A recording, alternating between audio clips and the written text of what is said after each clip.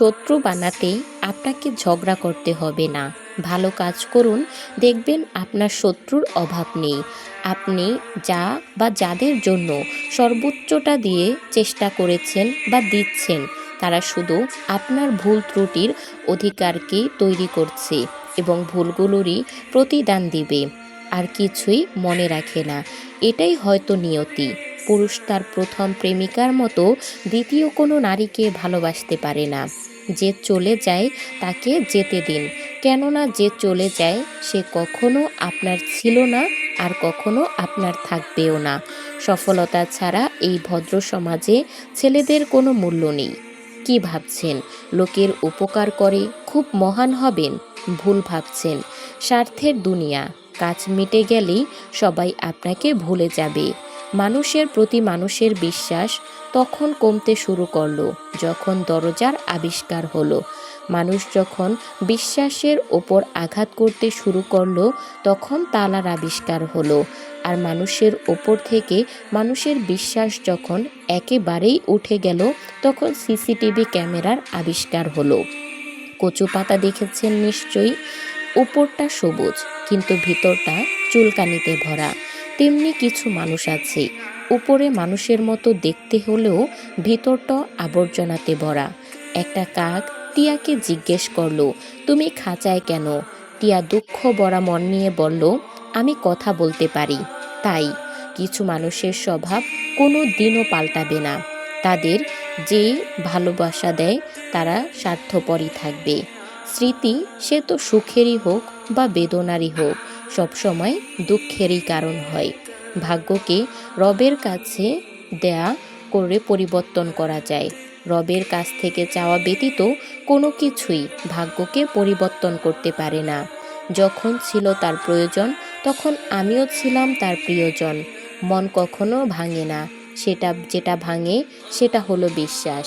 দুনিয়ার জীবনটা রবের ইচ্ছায় কাটিয়ে দিন, পরকালের জীবনটা রব আপনার ইচ্ছায় সাজিয়ে দিবেন।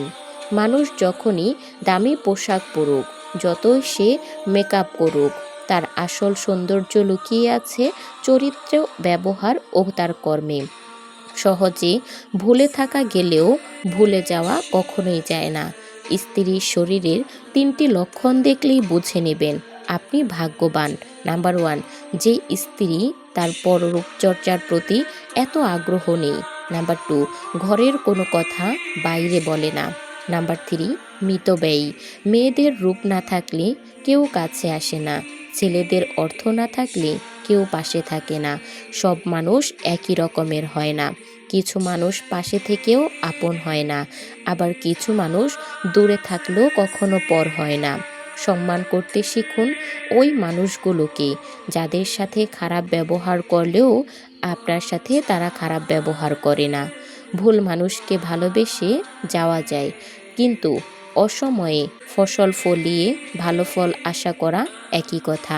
যাকে কেঁদে না পাও তাকে হেসেই মুক্তি দাও, তাতে হয়তো তোমার কিছুটা কষ্ট বেশি হবে, তবে আত্মসম্মানটা বেঁচে থাকবে।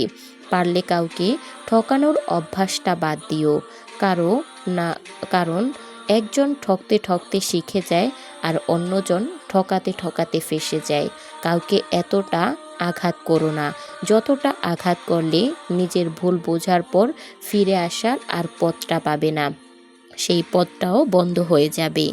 অনেকেই অনেক কথা বলবে, সব কথা গায়ে মাখলে চলবে না। গুরুত্ব কমে গেলে মানুষের কথা বলার ধরনও পাল্টে যায়। মানুষ এখন বোঝার থেকে ভুল বোঝে বেশি। হারিয়ে থাকার শোক যদি একবার কাটিয়ে উঠতে পারে, দ্বিতীয়বার সেটার প্রতি তার আর কোনো আগ্রহ থাকে না। বাস্তবতা মেনে নিতে শিখলে খুব সহজেই ভালো থাকা যায়। নিজেকে কখনো কারো কাছে ভেঙে চুরে প্রকাশ করতে নেই, এতে অবহেলা বাড়ে দ্বিগুণ। যাদের কাছে তোমার প্রয়োজন ছাড়া কিচ্ছু নেই তাদের থেকে নিজেকে গুটিয়ে নেওয়াটাই ভালো। বদলে গেলে আর আগলে রাখা যায় না, তখন তাকে ছেড়ে দিতে হয়। মনের কথা অন্যকে যত কম বলা যায় ততই ভালো। মন বদলায়, কথার ফেরত নেওয়া যায় না। একজন মেয়ে যাকে মন দিতে পারে তাকে শরীর দেওয়াটা কিছুই নয়। এই শরীরের আছেটা কি, অথচ আশ্চর্য, 99% পুরুষের কাছে শরীরটাই দামি, মনের দাম নেই কানাকড়িও। বর্তমান যুগে বাবা মা ছাড়া আপন বলে কেউ হয় না। সবাই নিজে নিজের টুকু বুঝে নিয়ে সরে যায়। কিছু মানুষের থেকে দূরে থাকাই ভালো। অভিমান করা তখনই মানায় যখন তা ভাঙানোর মতো মানুষ জীবনে থাকে। জীবনে ভালো থাকতে গেলে বেশি এক্সপেকটেশন রাখতে নেই।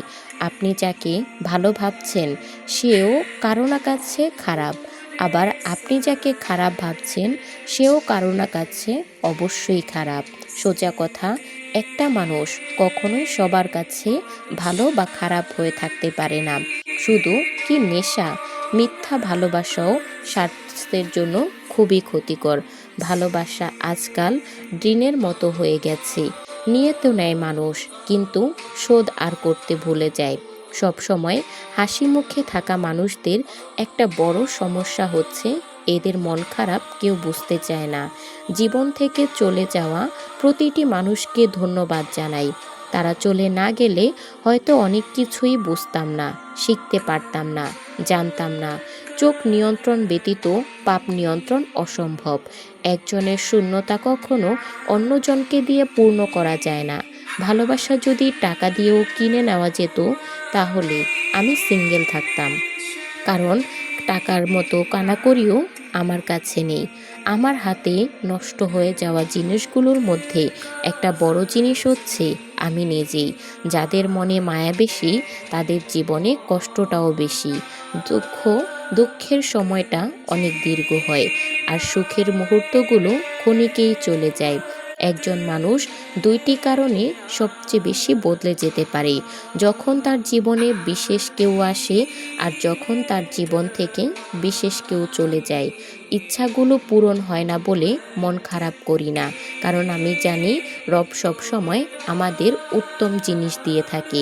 প্রতিদিন আমাদের মনে একটা কথাই বলে যে আমি পারবো কি না। কারণ জীবন একটা গাছের মতো ধীরে ধীরে বড় হয়, কিন্তু জীবন হঠাৎ করে বসে ঝড়ের মতো গাছটা ভেঙে দিয়ে চলে যায়। যারা জীবনে বেশি ভাবে তারা জীবনে বেশি কিছু করতে পারে না। দুনিয়ার জীবনটা বড় অদ্ভুত। যাক, তুমি সবচেয়ে বেশি ভালোবাসবে সেই তোমাকে দুঃখ কষ্টের কারণ হয়ে দাঁড়াবে। জীবনে যা করতে চাও তা অবশ্যই করো।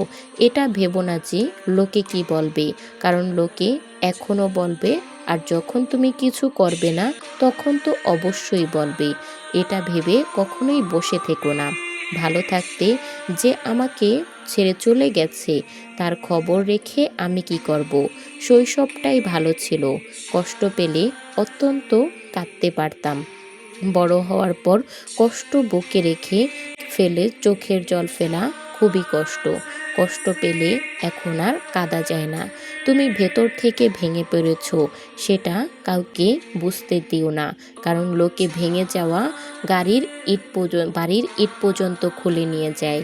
মানুষ সবচেয়ে বেশি ক্ষতিগ্রস্ত হয় রাগে, লোভে আর আবেগের বশে।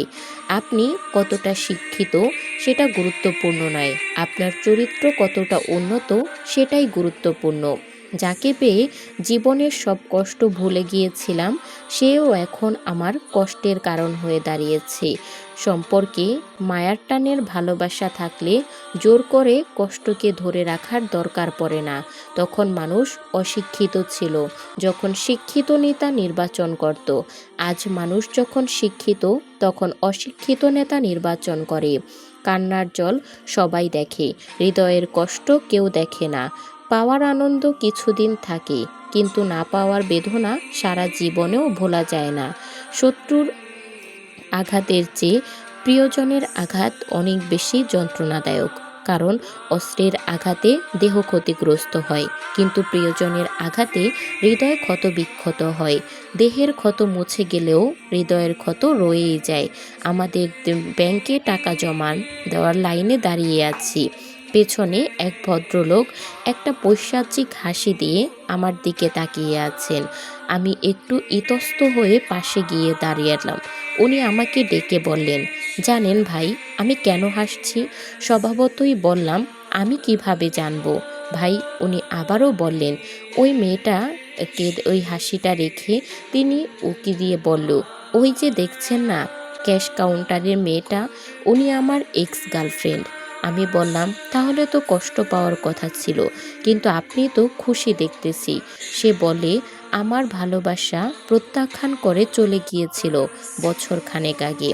পরে শুনি এখানে চাকরি নিয়েছে। তারপর থেকে প্রতি মাসে ওর কাছে এসে আমার বইয়ের নামের অ্যাকাউন্টে টাকা জমা দিয়ে যায় বলে আবারও সে হাসতে লাগলো। বাড়ি গাড়ি ভাঙলে বীমা করা যায়, মন ভাঙলে গড়া যায় না।